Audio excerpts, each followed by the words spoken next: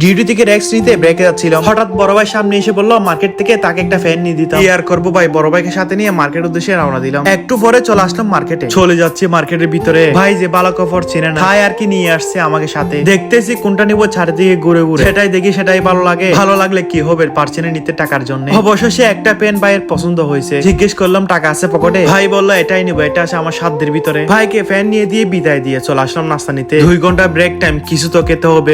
নিয়ে এলাম একটা পারোটি। দেখতেছি আরো কি নিতে পারে এখান থেকে। লুলু মার্কেটের নাস্তাগুলোর অনেক দাম, নিতে পারি না মন ভরে। একটু বেশি হলে কি করবো, খেতে তো হবে। নাস্তা পানি নিয়ে চলে আসলাম কাউন্টারে টাকা দিতে। টাকা পয়সা দিয়ে চলে আসলাম বাইরে, যাচ্ছে এবার রুমে। আমি থাকি ওমানে গ্রাম সাইডে। গ্রামের পরিবেশটা কতই না ভালো লাগে, যদি মিথ্যা বলে থেকে চলে আসে বিতে। রুমে আসতে দেখা হয়ে গেল এক পাকিস্তানি ভাইয়ের সাথে, তার সাথে কথা বলে চলে আসলাম রুমে। দাঁড়িয়ে গেলাম নামাজ পড়তে। নামাজ কালাম শেষ করে বসে পড়লাম নাস্তা করতে। নাস্তা পানি শেষ করে শুয়ে পড়লাম, কিছুক্ষণ বিশ্রাম নিতে হবে। আপনারাও ভালো থাকবেন, আল্লাহ হাফেজ।